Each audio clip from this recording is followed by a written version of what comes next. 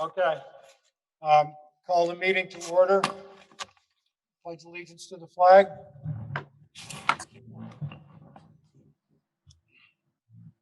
Pledge allegiance to the flag of the United States of America, to the republic for which it stands, one nation under God, indivisible, with liberty and justice for all.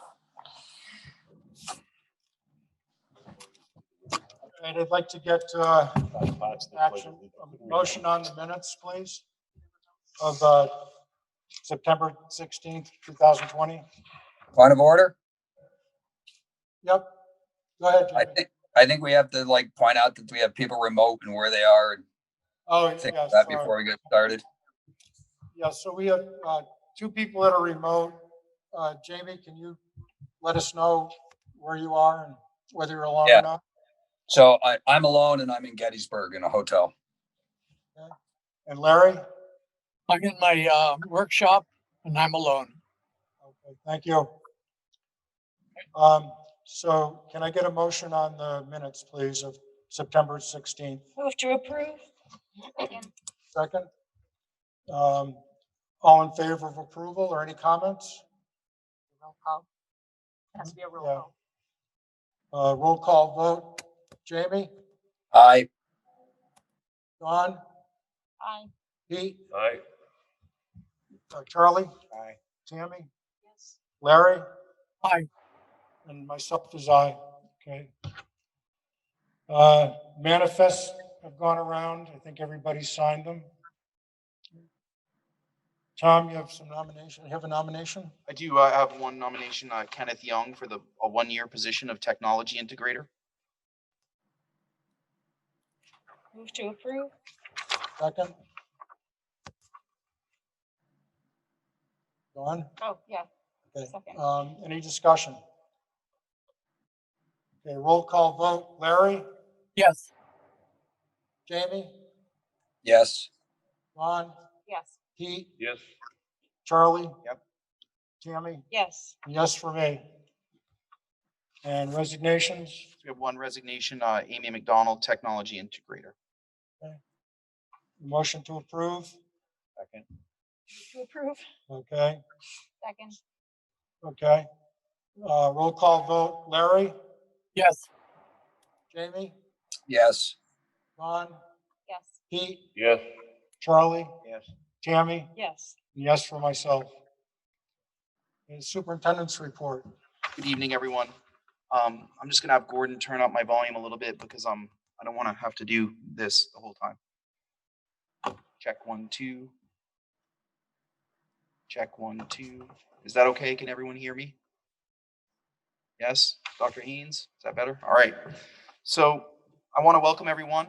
I'm going to take a moment to talk about the current state of the district, where we are with regard to instruction, and what the plan is for this evening so that everyone knows. That was you, Pete. Got to be careful of that microphone. It's pretty hot there, Mr. Broderick. No. All right. So I want to give everyone an update, and I'll just take a minute and walk you through these slides. What led us to today? On March 13th of 2020, schools moved to remote learning. And it was a very, very tricky situation. It was clearly an emergency response to the COVID-19 pandemic. During June and July, the district collected feedback about remote learning, and we formed a work group to look at how to respond to the pandemic moving forward. On July 29th of 2020, the school board was presented with a 4-tier reopening plan. The board voted to start the 2021 school year at Tier 4 with a plan to discuss the topic again on or before October 15th of 2020. And the primary reason why that occurred was because we were concerned about having enough staff to open school due to the significant number of leave options available to the teaching staff through federal law. I will talk more about that challenge in a few moments.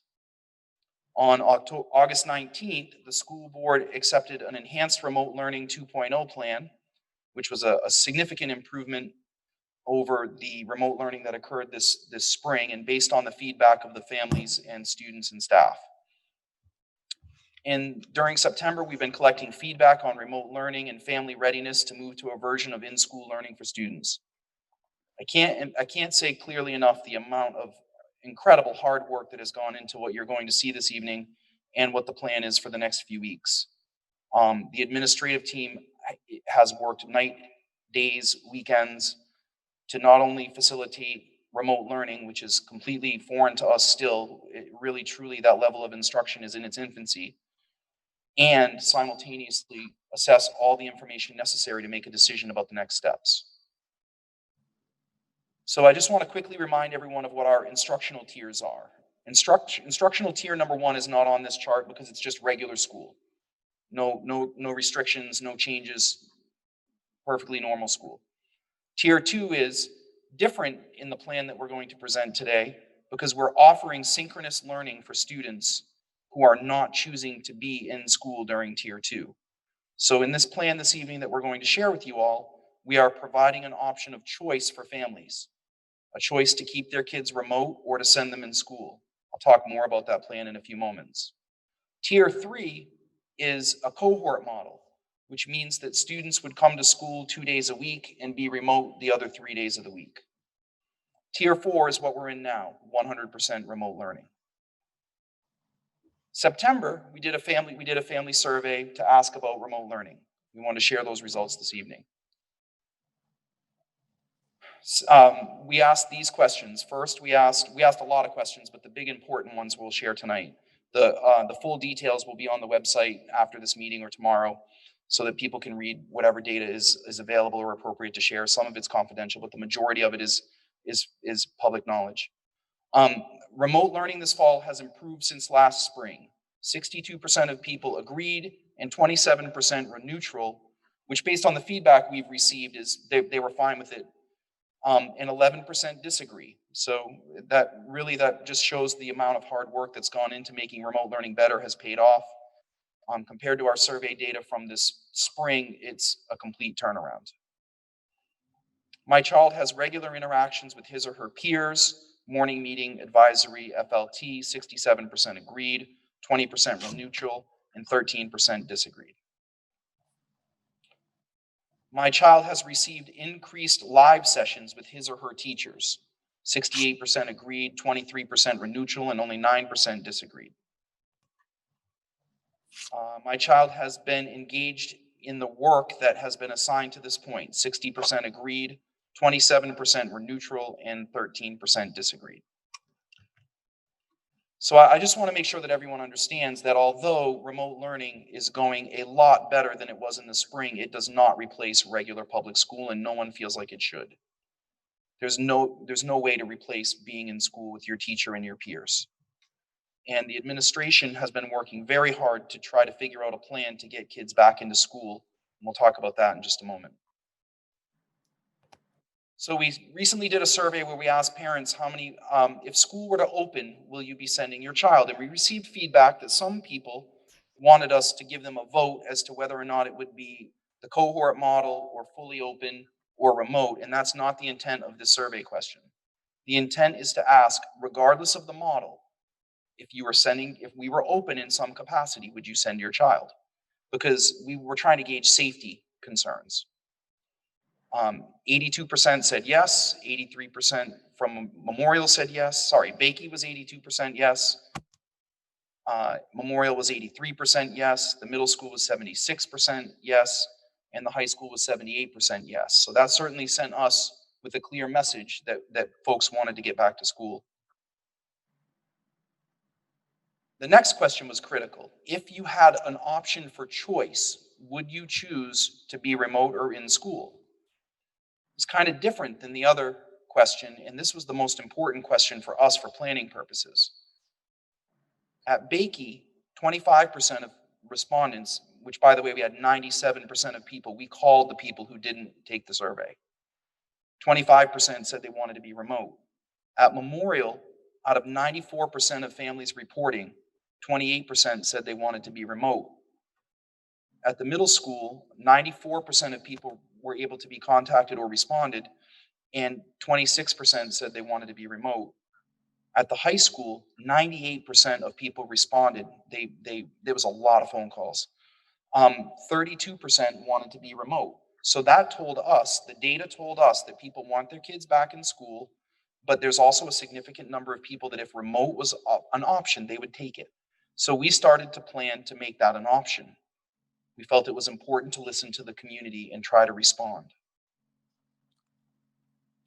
The current community situation is really interesting. We have 0 COVID cases in our communities. That is a very important point for everyone to understand, but it is only one of 3 critical components to reopening school. It seems like it should be the obvious most critical, but it actually is not. Staffing is the hardest part right now because of the leave that's afforded by the FFCRA, FMLA, and ADA. And that's the real struggle for all of the schools in our area that don't have many cases. I'll talk about that in just a moment. But as of right now, I'm very happy to report that we have very, very low to minimal community transmission, which makes us hopeful that our plan to reopen will work. The DHS provided matrices to support us in making these decisions in September. If you look at the yellow areas on this slide, you can see clearly that we fall in the low zone for transmission within the school facility and student absenteeism due to illness. But we fall into the strained category for staff capacity to conduct classes. So this is the Department of Education and DPHS have partnered to make this model to help us to look at our situation. And I want you to know very clearly that we are very close to the critical level on the staffing, but we are working really hard to make it all work. The decision matrix for transitioning between methods of instruction was created by DHHS this fall to help us to make these decisions. And this was actually very helpful. The level of community transition is minimal and the level of school impact right now is medium, so we should start to look at in person.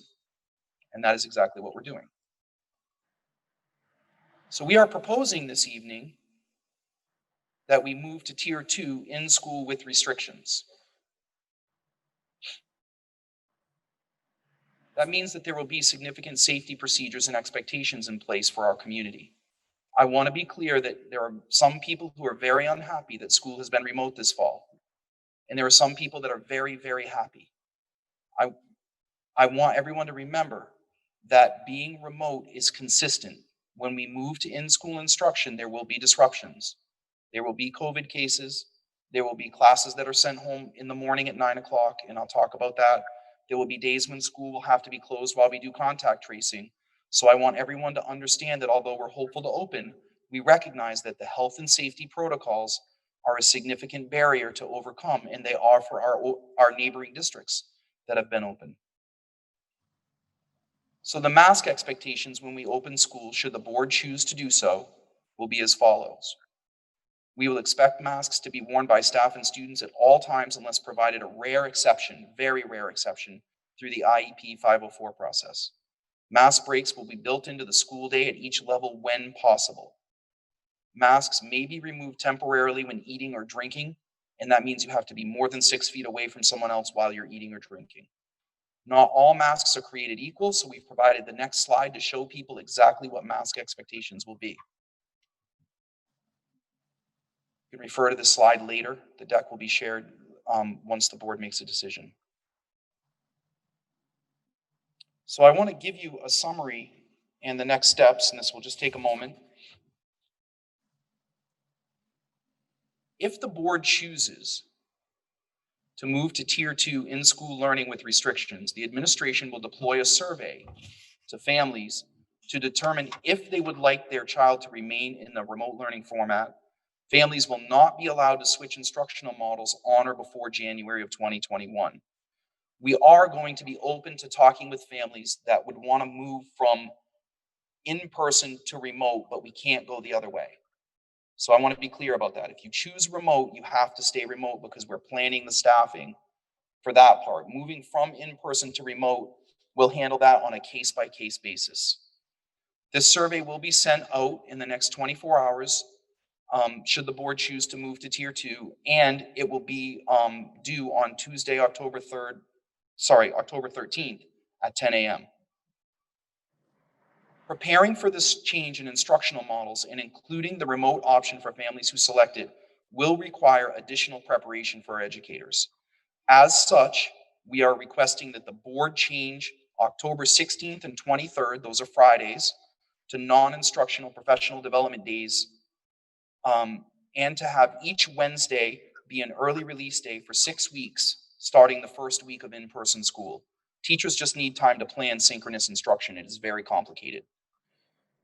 The early release days will be reassessed after 6 weeks of implementation. Staffing remains a concern. Once we have the final survey data from families, administration will compare the choices to the available staff and adjust the plan accordingly. We really need that student data first. We do need more substitute teachers and paras. We are asking that anyone in the community who's interested in helping out for this year, contact Diana Rooney, the Director of Human Resources. We are also asking that the school board increase the pay for substitutes to $130 per day for the period of COVID, or for the period of this school year would be adequate. Our current pay, I think, is $95 a day or $90 a day. We are in competition with other districts that are paying more. So a lot of folks are asking, what will school be like? I need to make a decision. What will school be like? I think it's important to be transparent about what school will be like. It will be very different. Students will be required to wear masks. They will have to participate in health screenings and follow 6 feet of social distance as much as possible. Students will be sent home to take a COVID test for symptoms, and they will be required to quarantine for 14 days if they're exposed to someone who has COVID.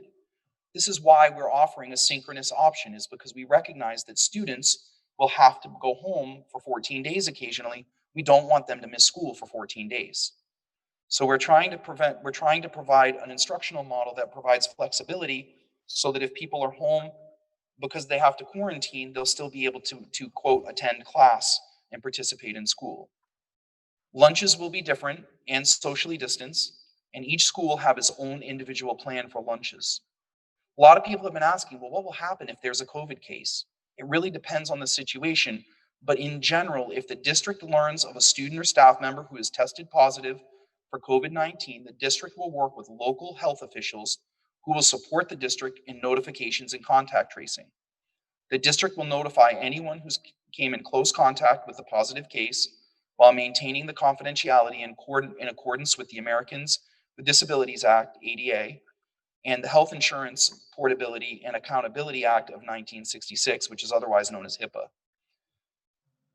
The student or staff member with COVID-19 will not be allowed to return to school until they have a note from a medical professional stating that they have been cleared to return. Any potential closure of individual school buildings will be based on the level of risk determined by district administration in consultation with health officials. If the school is closed due to COVID-19, remote learning will be initiated. If a closure is needed for intense cleaning, communication will be provided. We've had a lot of questions about air quality.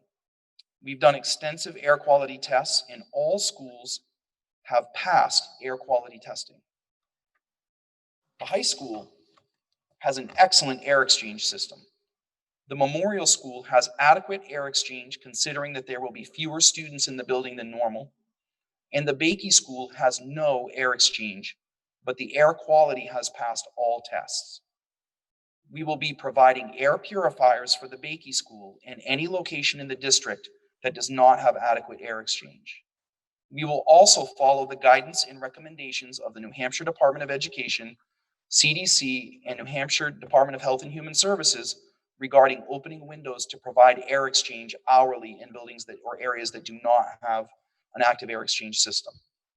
So the big question is, will this plan work? We are cautiously optimistic that this plan will work given the flexibility within the synchronous instructional model. Changes will be shared with the community as quickly as possible if necessary. In summary, the steps of the process are as follows. Number one, the district will present a plan for synchronous instruction and a tier 2 opening. Should the board choose to take that step this evening, we will survey families regarding an in-person or remote instruction choice. We will analyze the available staff and resources to plan reopening. And we will consult the New Hampshire dashboard of active COVID cases and our staffing levels. And we will adjust the plan if we are unable to meet the requirements that we have to be open. At this time, we're asking the school board to approve the move from tier 4 remote instruction to tier 2 in-school learning with restrictions. We're asking the board to add the 2 PD days provided by the DOE, allow for early release Wednesdays on Wednesdays for 6 weeks once school starts, and adopt the updated reopening plan that we presented this evening, and approve the increase in substitute pay to $130 per day for the 2021 school year. The board, this is the superintendent's report, but I wanted all of you to hear what I'm presenting this evening prior to the first public comment. So I'm sharing it so that you can reflect on it before the first public comment. And then the board will deliberate this matter on items, is it 7.1, Jim? Yes. 7.1. I thank you very much for listening to this brief presentation, and thank you for being here this evening. So I suggest that rather than go through the rest of the agenda to get to public comment, we go to public comment now. Fine. Where's public comment now? Can I just say, I forgot to read one little thing. Okay. I'm sorry, I have one more thing. The business office wanted me to say in my superintendent's report, thank you to Rich St. Hilaire and the Kingston Highway Department for moving 5,000 pounds of plexiglass off the delivery truck. It's a really big deal. We could not have done this without his help. We've officially started our implementation of the new accounting system. The security entrance from Memorial is nearing completion. We're still facing slowdowns due to COVID-19. However, we're working through it. And the FY 2019 audit has been completed, and an update will be given at the Finance Committee meeting. All state forms have been filed in anticipation of the town setting their tax rates. So we're in good shape, really good shape. Thank you, Mr. Angel. You've done a great job. Sorry, Jim. Thank you. No problem. Mr. Chairman, I'm going to make a motion if it's all right. I'm going to the assumption that most people are here for 7.1 discussion and decision on remote learning. Might I suggest in my motion that we go to that now? We can have the first public comment. I have no problem with that. And then go to that now, and we can get into the committee reports and all that other stuff later. I have a feeling most of the people would be a little happier if we went right to that. Do you want that as a motion, or as chair, you just want to decide that? Well, does anybody have any objections to that? Amy, Larry? No objections. All right, so let's just do it then. So Tom, do you want to get into? Yeah, I don't know if you want to do public comment Right. on what the superintendent just Yeah. said, because that's going to be wrapped into, I'm sure, 7.1. I've shared what I had to present to the board for the evening. So if you'd like to start with public comment and then have the board deliberate, I think that would be wonderful for the folks that have taken the time to be here this evening to share their thoughts and feelings. Okay. So we're going to have public comment now. When you come up to the podium to speak, please speak close to the microphone so we can hear you clearly. And also spell your first and last name and let us know what town you're from so that we can have it all right in the minutes. Also limit yourself, please, to 3 minutes of public comment. That's our policy. And I'll have to cut you off around 3 minutes if you exceed that. So if you want to start lining up to make your comments. Mr. Baker, could I just say one more thing Sure. before you start? I did skip one part of my document. We have worked really, really hard these last 2.5 weeks to try to figure out a plan for reopening. And the administration is, when we sent out the information last week, we said that we would recommend to open school as soon as or up to October 19th. We are asking the board to give us 1 more week for planning purposes and getting subs lined up and things to happen. So the start date that we're asking for this evening would be October 26th, not the 19th. I just wanted folks to know that before you speak. Thank you.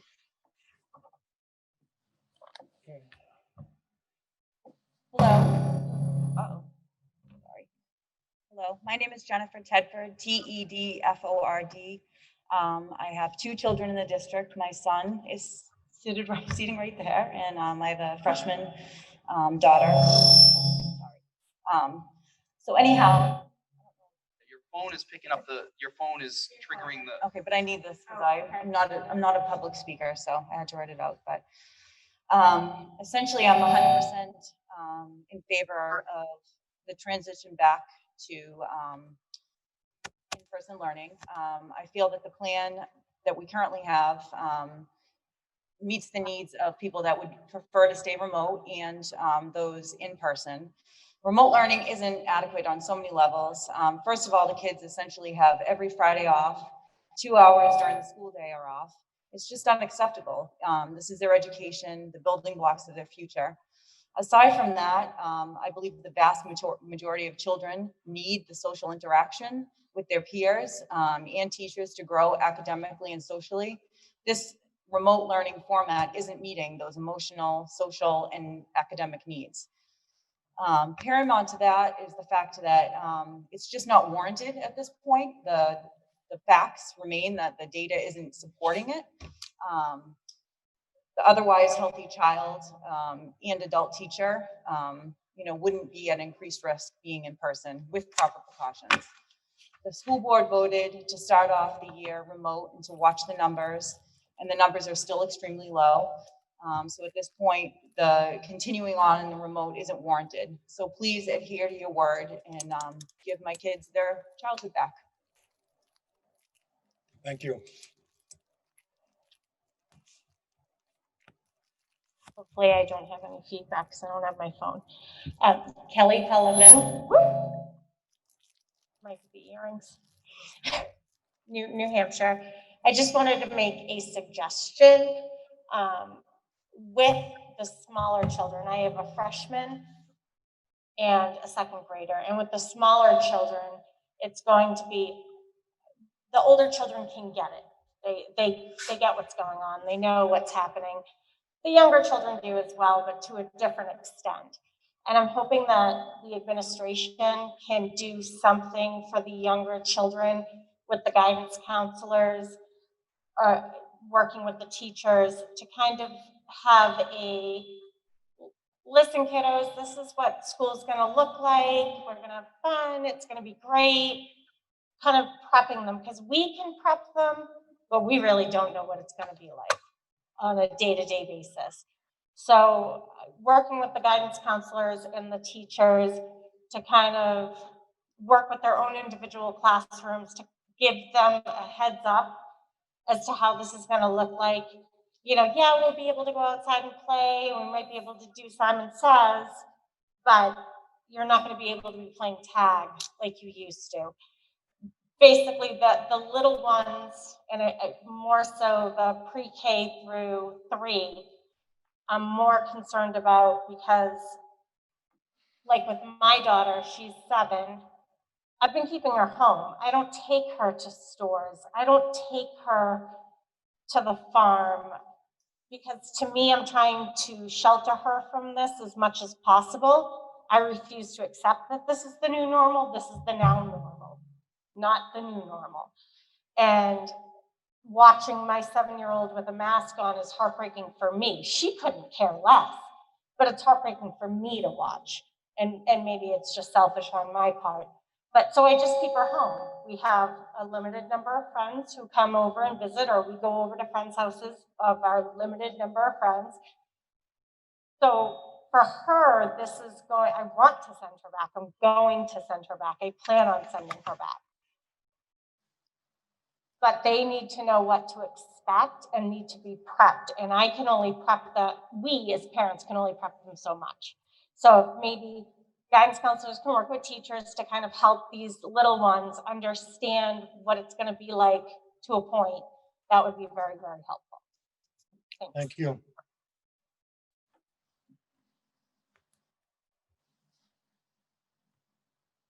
Hi, Annie Collier, Newton.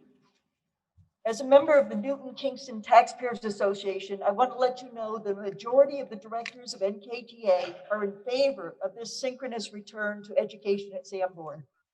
The proposed plan gives families a choice between remaining remote or attending full-time. Because Sanborn began the school year with the school board's July decision to begin with remote instruction, Sanborn staff and students had time to prepare and families had time to prepare. I hear from parents and students, and the survey shows the same thing, that remote learning is far improved now from the rush job of the spring, where many reported inadequate rigor, technical difficulties, and spotty successes. I do hear it's far from ideal, yet vastly improved. I'm advocating for the return to face-to-face learning with family choice to remain remote. NKTA applauds the school board's decision last week to extend to staff the option for their out-of-district children to attend Sanborn with no tuition charge for this year. I want to point out that this option is available at no additional charge to the taxpayers, and it's a rational use of district resources. There are two reasons remote was chosen by the school board in July, according to their statements. One was uncertainties over the virus and risk of flare-ups. Current minimal virus impact in our communities opens up possibilities for safe face-to-face instruction. Hopefully that will continue. If there is a flare-up, Sanborn has remote instruction in place as needed for the time required. The other was the teaching staff survey results that showed 51% were not willing to teach face-to-face back in July. You can't have school with half the staff. Sanborn has the experience now of teachers in their classrooms teaching remotely with no flare-ups. Now there's a solution to offer teachers who have elected to take the Family Medical Leave Act due to childcare issues. NKTA hopes most teachers who have taken FMLA leaves will take advantage of the tuition-free option for their children and return to full-time teaching at Sanborn. ADA issues for teachers at high COVID risk infection are also covered for leave under federal law. A call for substitute teachers has gone out, especially for Bakey, according to the email I received. I hope there are community members who will respond to fill our teaching ranks so children can get their educational needs met. Thank you. Thank you. We need to change the mic, so if everyone could just hold for 1 second. Gordon's gonna change out that microphone that's being.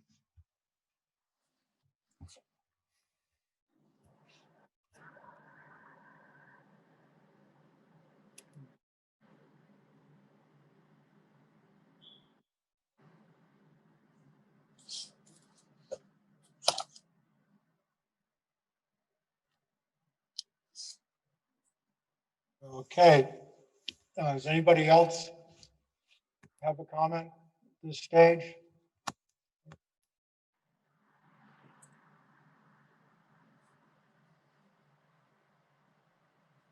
Good evening, everyone. Can you hear me okay? Okay, great. My name is Alyssa Premo, Premo. I am obviously a parent. I live here in Kingston, New Hampshire. My daughter Ava is in 3rd grade here at Bakey, her last year at Bakey. I'm not a public speaker either, but I did feel like I really needed to come up and say that I am in support of the administration's plan to return to school. Remote learning has been very difficult, and I'm sure everyone agrees is not even close to what these, especially the little ones, really need from their teachers. In Ava's class, her teacher has been out since the first week filing FMLA. You know, I understand that we're in a huge staffing crisis. So the one thing that I would really like to say is to ask the school board to, I would say, extenuating circumstances require extenuating accommodations. I think that the first move to allow teachers to bring their children into the school system, I think, is a good move. I'm not sure if that's going to be enough. Ava misses her teacher terribly and asks for her every day, and having a sub to cover, you know, with taped videos and, you know, and technology glitches. And, you know, I think our thought was that teachers would be in school to share best practices, right? So whatever, the 3rd grade teachers would all get together and talk about like what's working in your classroom, what's working with your Zoom calls. I don't think that's happening. So I would just urge you to do whatever you need to get these teachers hopefully back in school. I don't know if it's just on a case-by-case basis. You know, I certainly would ask that, you know, if these teachers need to bring their kids, then they need to bring their kids. You know, at the school board meeting, when you guys all voted to have the teachers come back, but not to allow them to bring their kids, at first, I was completely in support. I thought it sounded like a great idea. You know, their focus should be on our children. You know what I mean? We're paying them to focus on our children. But the last few weeks has certainly shown me that that was idealistic of, you know, of us as parents, and that having our teachers back in some capacity is better than what we have right now. So I would just ask that, you know, yes, I am in favor of these kids returning to school. My daughter told me tonight that she'd rather wear a mask all day, every day, if it meant that she could be in school and see her friends and get her teacher back, instead of being able to stay at home. So that coming from the mouth of a third grader. So me as her parent, obviously I'm in support too. And I was thrilled to hear her say that, because my worry was that these kids are going to be like sensory overload. I can't wear this mask all day, but she's definitely not. So I just want to say thank you. Thank you.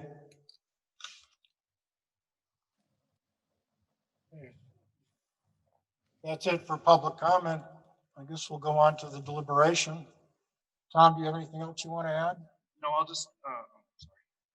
I'll just restate that we are asking the school board to make a motion and approve the move from tier 4 remote instruction to tier 2, starting on October 26th of 2020.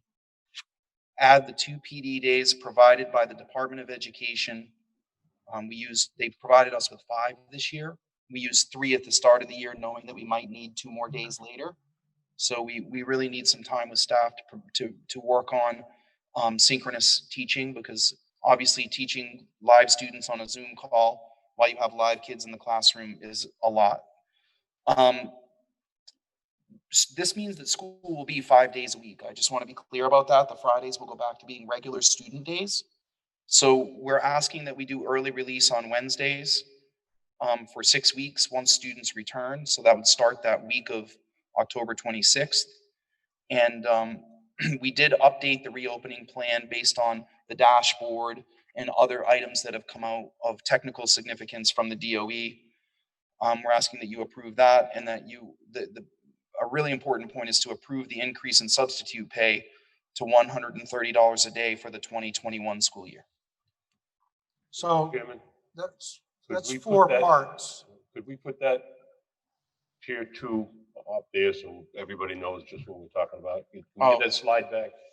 Can try. God, that's all right. I just thought it'd be nice if people could see it and say, oh yeah, that's the one. Sure. I don't mean that's the one, but that's the one we're talking about. There's 4 parts to this motion. So what I want to ask the board is, they want to approach it one part at a time, or if you want to do all 4 parts at once. Can I get a discussion on that? Pete? There's 4 parts to the motion. Well, that's. I would like to see this back. All right, to the board we'll put first, that up, Right, yeah. you know, just. Okay, hold on. John, do you have any thoughts on that?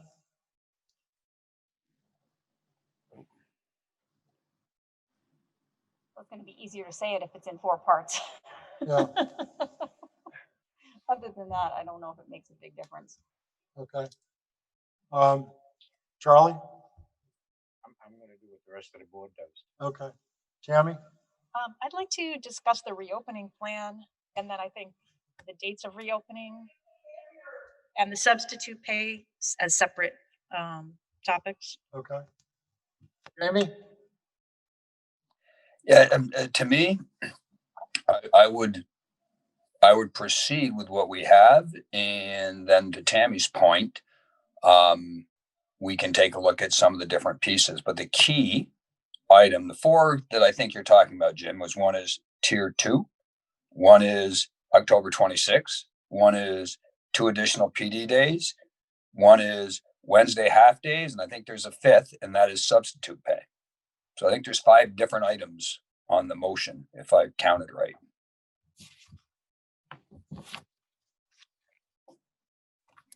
Larry, do you have any thoughts on whether we should break this down into 4 different or 5 different?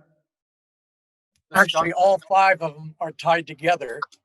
Yeah. And I'd say if you're going to talk about it, if you talk about one, you're talking about all of them. I would say if we talk at all, talk about them all at one time, because they're all tied together. That would be my recommendation, is make it all one and go, because each topic needs to be talked about. Pete, you want another shot? I can see where Larry's coming from. You know, we've already tried tier 4. I personally, we'll talk about that later. Sorry. I think looking at what I've seen, I'm comfortable with what I plan on doing. Okay. All right. So let's move Tom's motion. We need a second. Or really, we need one of you to make the motion. Okay. So I move that we approve moving the school from tier 4 to tier 2 starting on October 26th. That we increase substitute teaching, substitute pay to $130 a day. That we approve early release days on Wednesday. And we change the October 16th and October 23rd to non-instructional personal development days. And adopt the plan that we shared with the community. And adopt the plan that Tom proposed tonight. Can I get a second on that? Second? Do we need to clarify that the half days or the early release days, do we need to clarify that the early release days are only for 6 weeks? Yes. Do we need to? Me too. My pen made me. I don't know.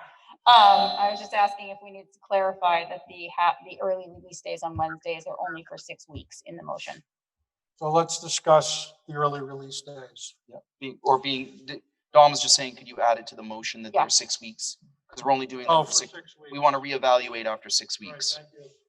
Yeah, and the early release days will be reevaluated after 6 weeks. Thank you. Right. So that's part of the motion. Okay, so who wants to lead off the discussion? Yeah, Does that have a second? I'm going to use a metaphor. We won't know what this cake is like until we taste it. We're going to have to do something. We know what tier 4 is. It's a terrible decision. We're not going to know the answer until we've instituted it. Am I correct that parents, I don't know if maybe I missed it, parents can choose not to send their children? Yes. Right.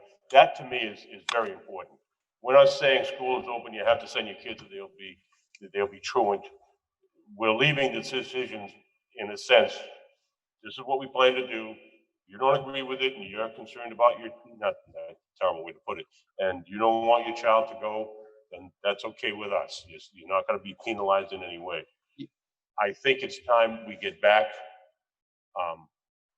and we'll know if our decision was right, like many other decisions, once we taste the cake, and let's see what happens. It's an awful way to put it, but I don't know any other way around it. He had his hand up, I think.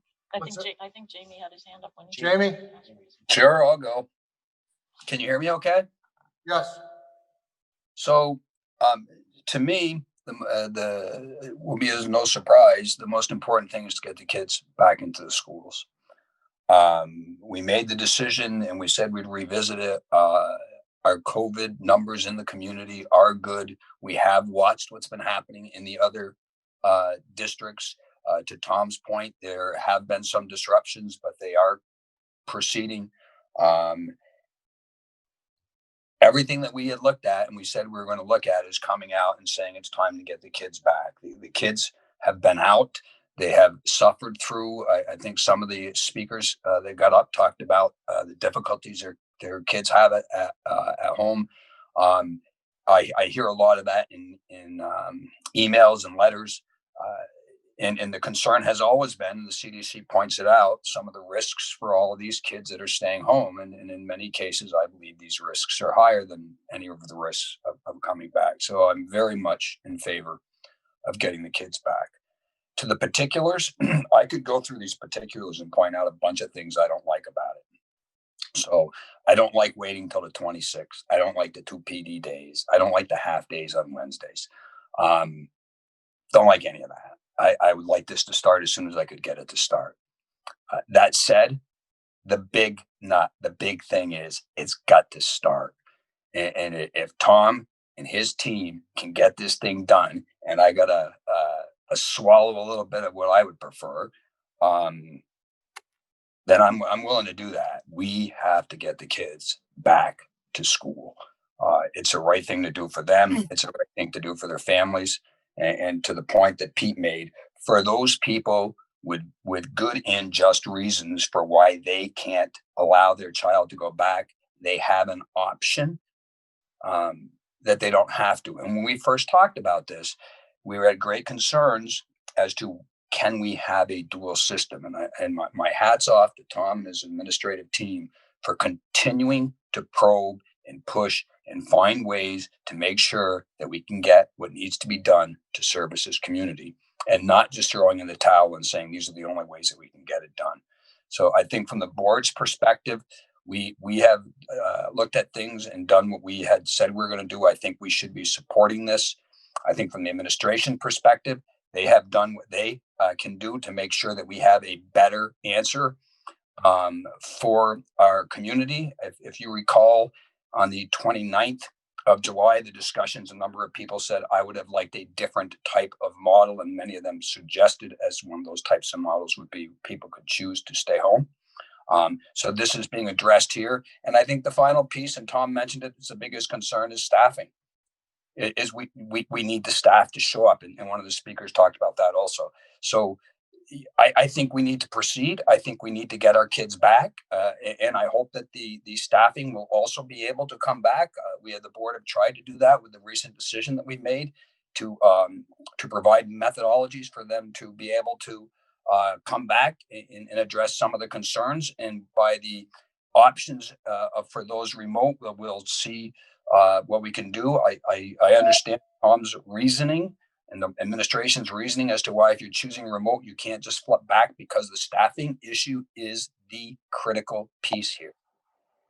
We will need to make sure the staffing can come in order for this to work. So that's going to be our critical cog, but we need to try. It's one of the last things I said on the 29th. We need to try. It's not going to be easy, but we need to try.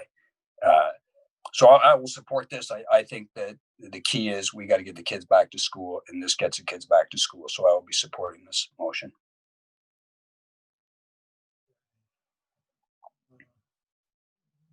Who's up? All right. I mean, it's evident that in-person learning, there's no substitute for that, period. I do like that we are now going to be able to offer an option for those that do not want to return in person. I respect that. I know that we're going to try this synchronous learning, which we've had people email us on both sides saying it's great and saying it's not. I get it. I did reach out to a couple teacher friends, and they felt that with appropriate PD, it could be very successful. So hopefully, we've got PD You might want to scheduled get in. closer to your. We've got PD scheduled in, so hopefully things will go well with that. And I am excited to offer these options to our families and our students. So I will support this, and I will support allowing the extra time, October 26th, to make sure that we have everything set up appropriately to get started. Larry, do you have any comments? Yes. As we've seen by the surveys that's been conducted by Tom, that the majority of the people of both of our towns would like the kids back in school. And as representatives of those people, I agree that we do need to have the children back in school. And I think Tom and his task group has performed way above what we expected. And I too support Tom's proposal.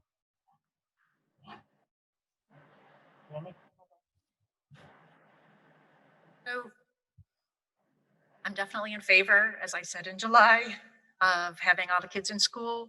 Everybody agrees, I think, that that's really where they are going to receive the best education. I do want to thank everyone. We've heard from a number of people in the community from then to now. Up to today, we were answering emails from people expressing their opinion. The majority, I think, definitely, I don't have to think, the majority of people asked us to favor in school, returning to in school. I think it was really important that we have the choice, that we are able to offer a choice for the parents and students that don't feel comfortable coming to school. So I'm very happy about that. I think people were, that was part of the problem in July when we really didn't know if we were going to be able to offer that or not. I'm in favor of the substitute, increasing the substitute pay. I do have questions about waiting till October 26th. I'd like to flesh that out a little bit, what the reasoning is behind that. That's over 2 weeks from today. And I have my calendar sorry, my phone keeps closing on me. So 2 weeks, it's a little over 2 weeks, 2.5 weeks from today is October 26th. The surveys you said were going to be due on the 13th. That's not quite a week from today. So I guess I would like to talk about that a little bit more, but I also don't want to forget to thank the administration. They've worked so hard with the objective of getting us where we are in a position to consider returning to in-person learning. And I do want to acknowledge all that work. Thank you. Charlie. Well, I think it's a great start. I think it's a great start, and I'd like to see it a little more opened up, but there again, I'm willing to go along with this.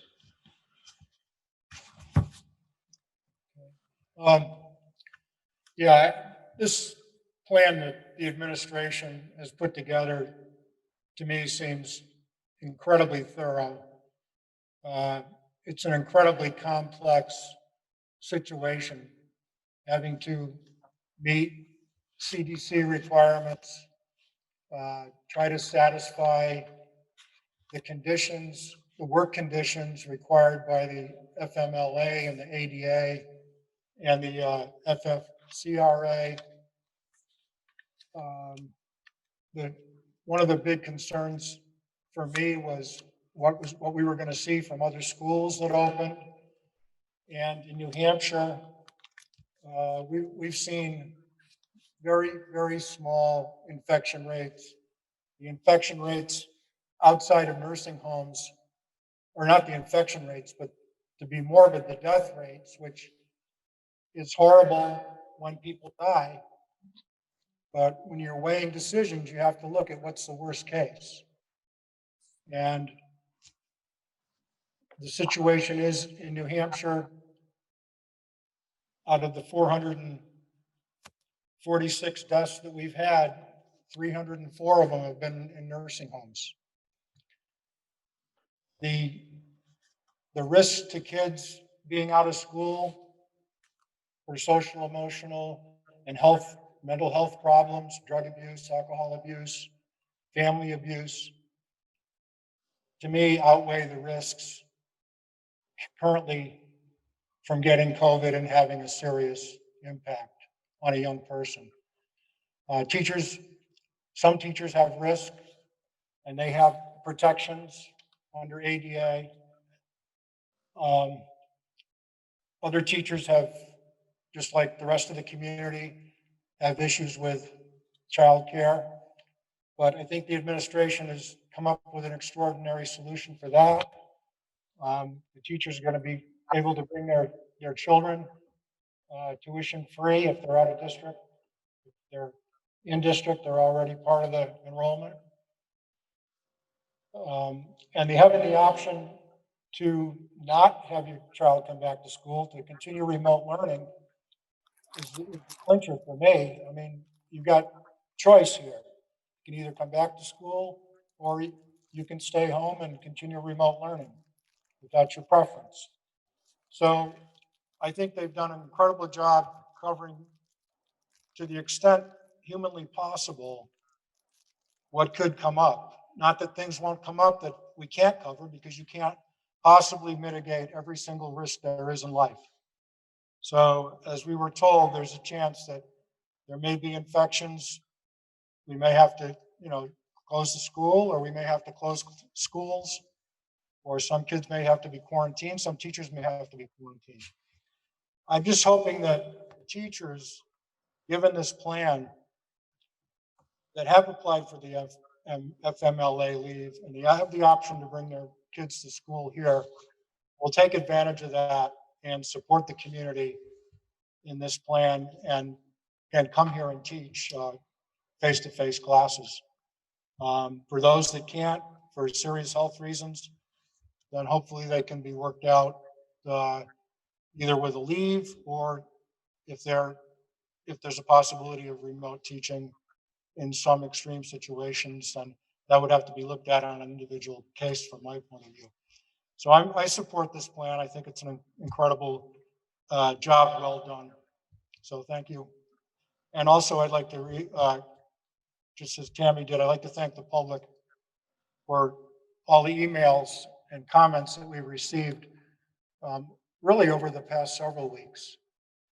My take on it is that most people are in favor of bringing their kids back to school. There are some that are concerned, some that absolutely don't want their kids to come back to school, but those people have that option to not bring their kids back to school. So I think they've done a phenomenal job, and I fully support the motion. So Would you Mr. like? Chairman, move the question? Move the motion? I would actually Oh, like you Tom, to you want talk about something the, to say? Oh, Tom, you want your question addressed? if you wouldn't Yeah. mind. Could you address Tammy's question? So I know that it's can you all hear me okay? I know that it's 2.5 weeks from today instead of a week and a half, but I need everyone to understand, there's only a 4-day school week next week because there's no school Monday. It's 11 school days from today that we would be opening, and we still have significant staffing problems. We are not out of the woods yet. We have a plan and we're trying to execute the plan. If we don't get subs, if we don't get coverage, we're going to be back here talking about this in 2 weeks. We're trying. So I want to be clear that we need time to hire some subs, get them in place, and get the plan completely done in terms of the technical end. And we need a little more time to do that. So I met with the central office administrators, HR, today for 3 hours. And I met with the administrative team yesterday for 8 hours. And we all came to the consensus that we just needed that extra time to get everything tightened up so that it's really important that it's smooth for the kids. We want things to be as smooth as possible so that they feel safe and come back in a comfortable way. And we just feel like it's just 5 school days from today or 6 school days from today is really hard to do. So we just felt like the timeline was a little too tight.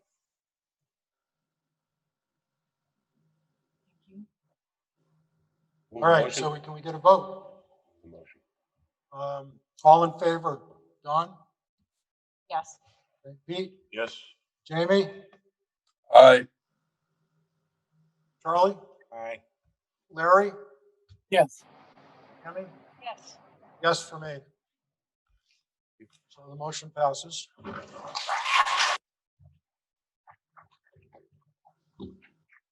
Just remember how you feel right now when we call you and tell you to pick up your kid at 11 o'clock because they've been exposed to someone who has been exposed to COVID. Please, we need everyone in the community to help us right now. We need to partner with us. Please, when the nurse calls and says that your child has a cough and they need to go home and be tested, please don't yell at the nurse. They're just doing their job and it's not within our control. When we tell you that we're having a problem because of staffing, please don't get mad at the principals. we cannot control the leave provided by the federal government. None of these variables are within our control. So we appreciate your patience, and we're just trying to keep the kids safe. Thank you, everyone. So I suggest we take a break, There we go. then come back and go through the rest of the agenda. Okay, we're going to do the committee reports. Tammy, you met on the 16th and we reviewed your meeting at the school board, I believe, right? This is for EISA. Yeah. At our last meeting, I did not report because we had only met immediately before that. So Okay. no, I'm prepared to report right now. Okay, great. The Excellence in Student Achievement Committee met on September 16th. In attendance, myself, Mr. Fitzpatrick, Ms. Dutton, Dr. Haynes, and Ms. Evans. That's our new math coordinator. She was there to discuss any progress that she was making in assessing the math programs at the middle and high schools. She had not had a lot of time at that point. School had just begun on September 16th.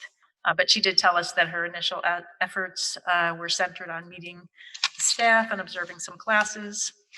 She was pleased with the reception from the teachers who have been eager, she said, to discuss student learning. And she does believe that the teachers are committed and engaged. Dr. Haynes reported on the ALMA implementation. The back-end work at the time was being finalized and training was conducted on August 26th and 27th. The response from the training was positive. The initial rollout is in grades 7 through 12.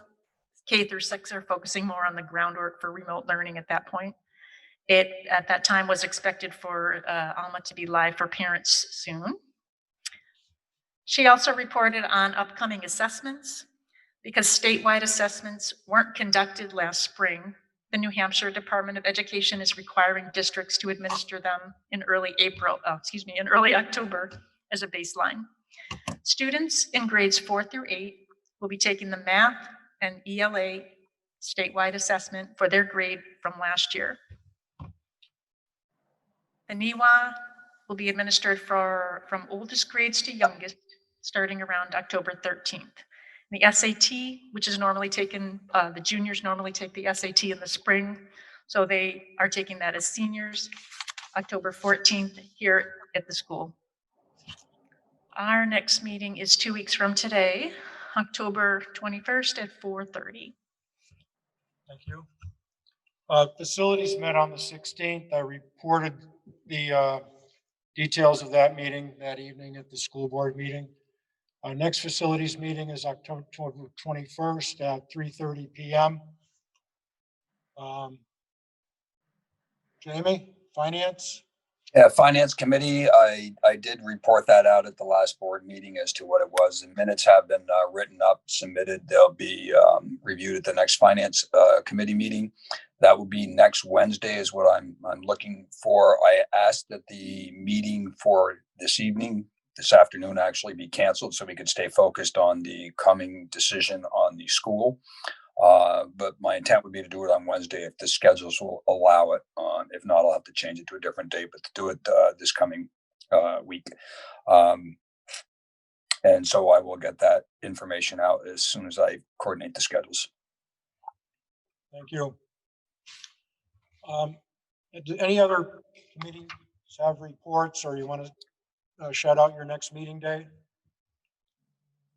So policy, our next meeting is 11/4 at 4:30, and personnel 11/19 at 3:30. The SST did meet this week. I attended, and it was mostly about the budget and the reallocation of the special education costs that we've talked about in the past, that instead of having a per pupil fee for 2 students who have special education needs, the SST voted with my vigorous dissent to make it that every student just pays a higher fee, because the districts that send more students would pay more the share. So of course, the enrollments at SST are down this year, just like I told them they would be if they did that. You can only budget what you can budget. So we talked about that in ways to improve the enrollments, because the enrollments need to go up because that would push the per pupil student cost down. So the budget's created by a formula. It was fine. And then the SST reported in the middle of the meeting that they had a COVID case and that they had to work on that, which did affect us a little bit, but not too badly. One of our students had to quarantine for 14 days. So that was the gist of the meeting. Thank you. Okay. Larry, I don't think budget's met, but do you have a meeting coming up? I'm not on the budget committee. That's What's that? Tammy. Do you mean public relations? Oh, I'm sorry. Yes, public relations. Sorry, Larry. Public relations, we have not had a meeting. We are working with Tom when he needs us. We're there to help. They have reviewed some documents that I've shared, and I wanted to thank them for that. Particularly the announcement that I made last Friday was reviewed by that committee and supported, and it was actually very helpful. Thank you, everyone. Tammy, your budget. I am Yeah. the representative to the budget committee. I don't know when the next meeting is, however. I think it's next week. Isn't it? Is it Their meeting next week, do you know? Yeah. The budget committee meeting Thursday? next Thursday. Thank you. Yeah, I don't have that. Thank you, Andy. I think that's it for committee reports. Okay. Jake, Can you hear me? You might want to get closer or Hold pick that it up thing to right your up mouth. to your. Yeah. This Friday, a couple of student council members are going to the school with snacks, coffee, and some thank you notes for the teachers for Teacher Appreciation Day. And also, we scheduled homecoming for the October 19 week, and we're going to do it online, but we haven't figured out the fine details yet. Great. Thanks. thank you. Homecoming is October 19th? Yeah, that week. Okay, the week of October 19th. So we have a second public comment. Well, wait a minute. No, I'm sorry. We did the 7-1, the discussion of the remote learning, in-person learning. Do you have enrollments you want to present? Yes, I do. I just wanted to let everyone know that enrollments are down this year, which is expected. We've had a number of students go homeschool this year with COVID. 41 of them. It's gone up by roughly 10 since the last time we spoke.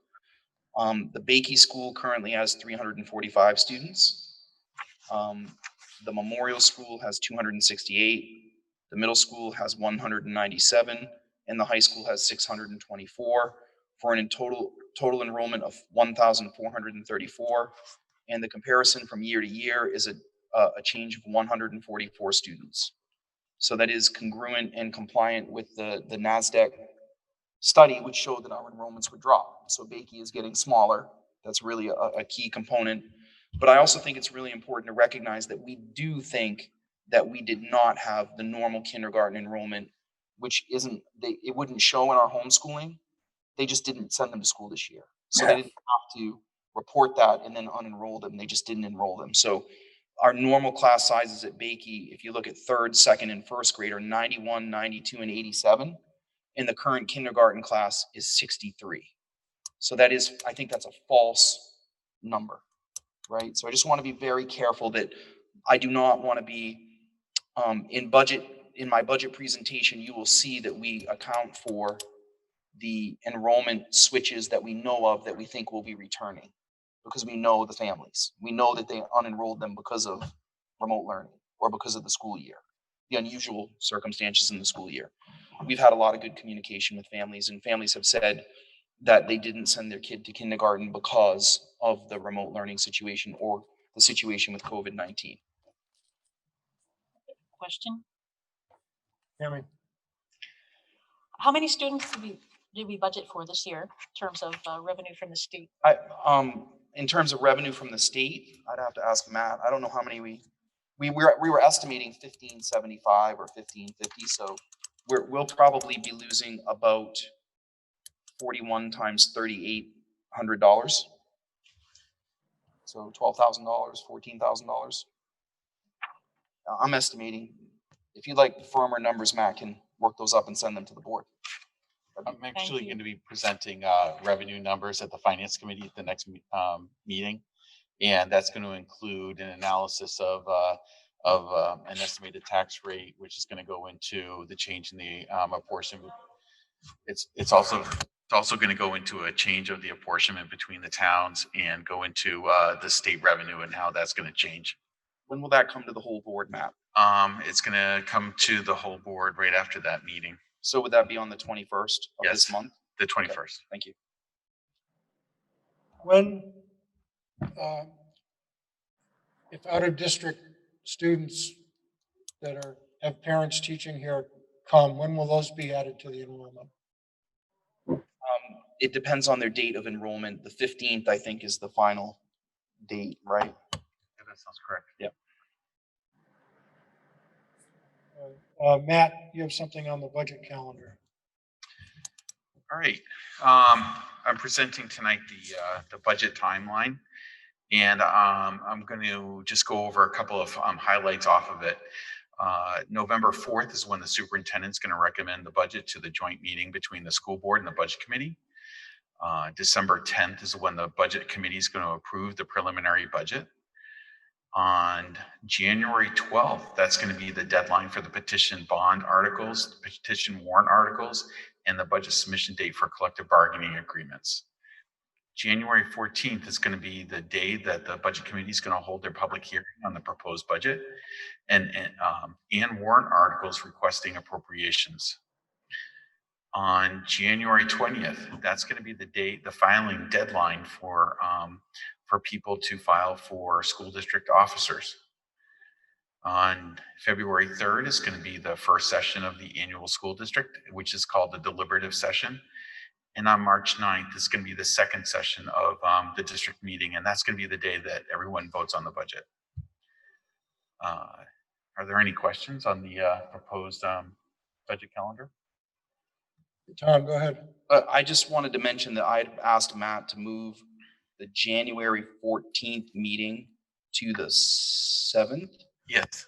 And the reason why is that last year we had a situation that came up that backed that date. That date is right at the very end of the timeline, right? So in terms of the documents that he just read, January 14th is the cutoff date, the 15th. And then after that, it's a mess. So I felt like another week of movement would just give us, especially right now, right? With COVID and everything, we don't know what's going to happen. And I don't like anything that's backed right up to the edge. That's all that I'm saying about that. Any comments on that? My only comment is this is really the budget committee's area. They're the ones that would have to set that date with you because they have to do the public hearing in January. And I've made that request to the budget committee. Okay. So if they approve this calendar, can they approve it with the caveat that if the budget committee agrees to move that date, that they would be comfortable with either date? Yes. Okay, that's fine with me. It's fine with me. I mean, if they want to have it on this date, I'm just trying to be mindful of what I experience daily right now with instability, and being backed right up to a date is tricky. That's mine. Am I right? What's the final cutoff date? Sorry, January 14th is going to be the final, or the 15th is going to be the final cutoff date. Right. I'm sorry, the 19th is the final cutoff date. So okay, so there is another week in there if there's It's the following Tuesday. Oh my God. So it is really, that's a holiday weekend. There's no school or work on Monday. Yeah. So people just I just want everyone to be mindful that is a very, very tight window if there's a problem. Whatever they choose to do is up to them.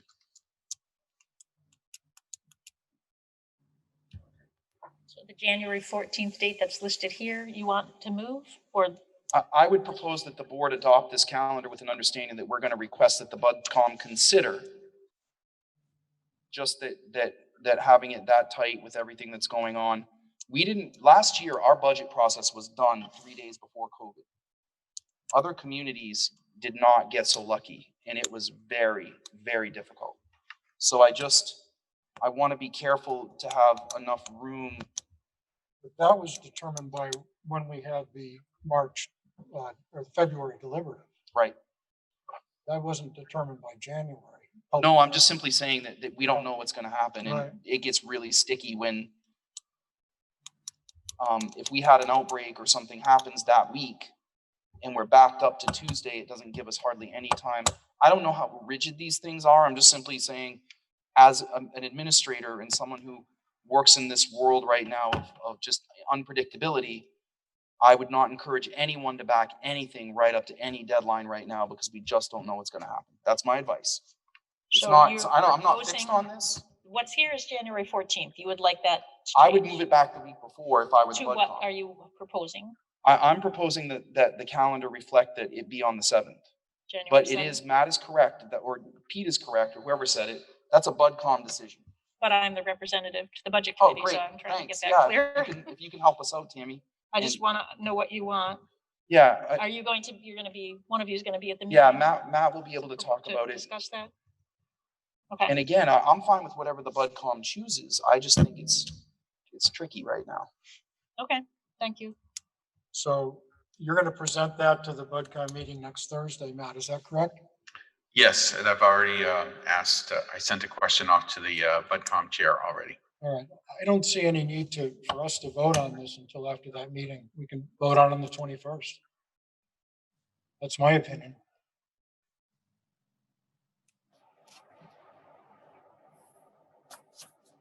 I actually think that you would want to send the BudCom a calendar that you feel comfortable with the caveat of that one date, so that they know where the board stands. We're getting down to the wire. How many days was it before? Last year? They've got to have time to present the public hearing. And if they have the public hearing on the 19th and they get the information on the 14th, that's not enough time for them. Again, you guys can adopt the budget and let them decide that. Okay. We don't have to make that. No, that's what I'm saying. I we don't can- think it's we our can- decision. Yeah, we can approve this calendar and just say that, we can just say that we're asking the BudCom to be aware that January 14th is getting close to the deadline, but if they choose to do it on the 14th, we accept that, right? I'm not trying to drive a process here. I just want people to understand that it's tight, right? And the BudCom will do what they want to do. It's up to them. But I don't think that we should hold the vote, because if it doesn't matter to us which date, unless you all want to say to them, no, we're not doing it. We don't want to do it on the 14th. I'm not proposing that you do that in any way. I'm just simply raising the issue that you might want to think about doing it a week earlier with the timeline, but it's up to the BudCom. Does anybody else have any comment on this? We just Sure. clarified, sorry, there's two things listed here, two items for January 14th. Are you proposing that they move the public hearing back to January 7th? Or is it the other line item about delivering budget and warrant article recommendations to the school board? Those are both here for. We are proposing that the items slated on January 14th, 2021 be held on January 7th with a snow date of the 8th. So you want them to move the public hearing to January 7th? Yes. Okay. Only because it's so tight, but it's hard for them. If the budget's settled before Christmas break, it's fine. If the budget's not settled, it's harder for them. So they really do need to deliberate this and have a conversation about it. Right? But I understand why they would want it to be on the 14th, and I support our BudCom. I just get nervous whenever anything's up to that tight of a wire. That's all that I'm saying.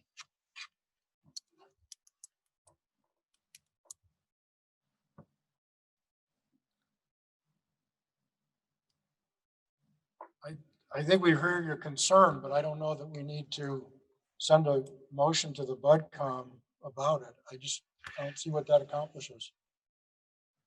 I don't think we're sending a motion to the BudCom. I think what we're doing is we are voting on the calendar. And if the BudCom chooses to change the date, then we're going to accept the change of the date. So you're requesting a motion that we approve the calendar you're presenting subject to BudCom's review and approval. Yeah. Okay. What we're saying is, if the BudCom approves this calendar, that's perfectly fine.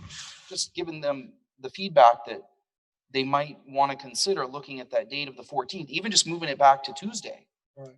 is a good idea. It just, it's tight when it's right up to the line, but we're not gonna, this board shouldn't bind the BudCom. Right. That's not what I'm saying. What I'm saying is approve the calendar pending a BudCom decision on that particular date, and we'll accept whatever they do. Okay, so moved. Can we get a second? Second. Roll call vote, all in favor? Don? Yes. Pete? Yep. Jamie? Aye. Tammy? Yes. Charlie? Aye. Larry? Yes. Yes for me.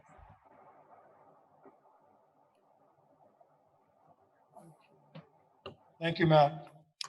Thank you. Okay, athletics update. Well, I'm standing in for Bob. Okay. I'll do my best. So Bob wanted me to share that the athletics at the middle school and high schools are underway. Practices and games are going very well so far. As with any new procedures, there have been a hiccup or two, but our student athletes at practices and games and their families attending various contests have been very cooperative with our new procedures. And Bob just wanted to take a moment to publicly thank them. The athletic department has modified their procedures in a few ways based on observations from games at home and away over the first few weeks, and those have been communicated to parents of our student athletes. I would also like to note that we do not have control over the procedures and restrictions in place at games held away from home. Some schools, particularly those whose high schools are in Division I, are not allowing fans from visiting teams to attend games. So it's been frustrating for some parents, and Bob recognizes that, but he can't control it because that's their policy as the receiving school. With tournament play upcoming in all of our high school sports, Bob would ask the board's flexibility to allow them to travel a little bit further than they have needed to up to this point. The NHIAA has not released its tournament plan for most sports, but he is hearing that from reliable sources that the rounds prior to the semifinals will be regionally designed. If asked to travel farther than normal, my plan is to consult with the superintendent prior to agreeing to that travel and perhaps encourage parent transportation. So Bob was just wondering if you all could just make a motion to authorize me to let him go a little further out of the zone if he needs to on a case-by-case basis. So moved. Second. Okay, roll call vote, all in favor? Don? Yes. Pete? Yes. Jamie? Yes. Yes. Larry? Yes. Charlie? Yes. Tammy? Yes. Yes, for me. Medical supplies update, Matt. Right now, we're distributing face masks throughout the school, around the district. And so if a student's face mask fails during class, there'll be available face masks during class that they can get during class. They will also be able to obtain them when they come into the building.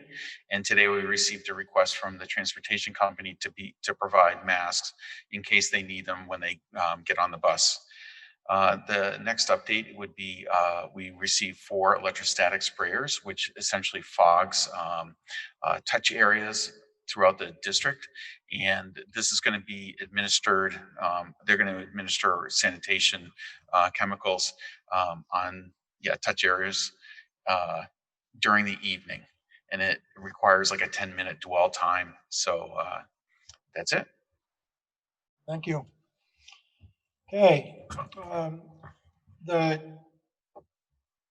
next meeting of the, Is there a second comment? oh, yes, I'm sorry. I'm assuming some of these people saying for some reason. Yeah, second public comment, please. And the same request as before, that you spell your name, both first and last name, and state the town you're from.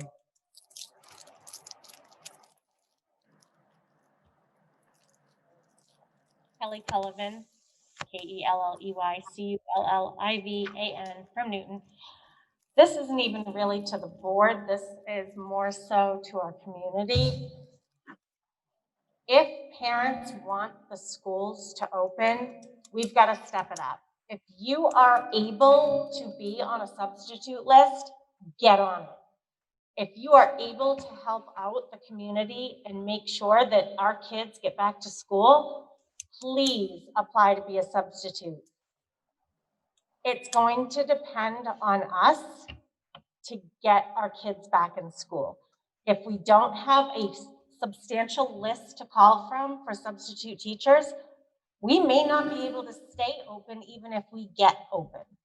So if you can pass a criminal background check, you're home, your kids are at school, please do us all a favor. I've already done it. I know a few other people have done it. Please get on the substitute list because it's going to be the only way we can get open and stay open other than an outbreak in our district. That's it. Thank you. Thank you. Okay, anybody else?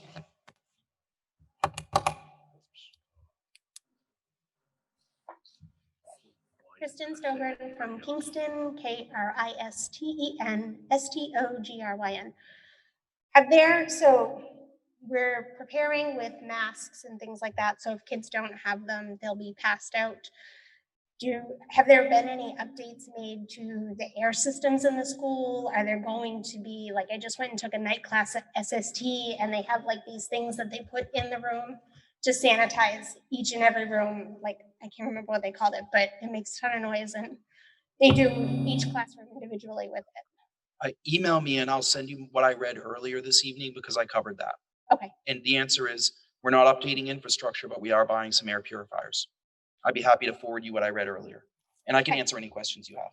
Just contact me. I'm happy to help you out. Thank you.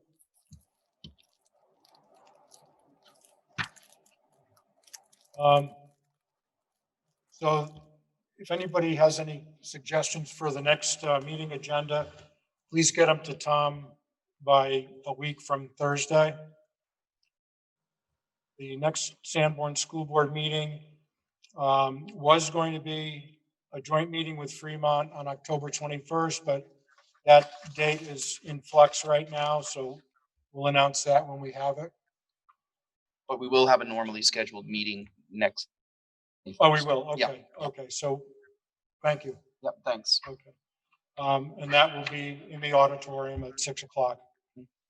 So we have a non-public session now. Larry, can you read us into the non-public? Mr. Chairman, I move that we go into non-public session for RSA 91-A:3, Roman numeral 2.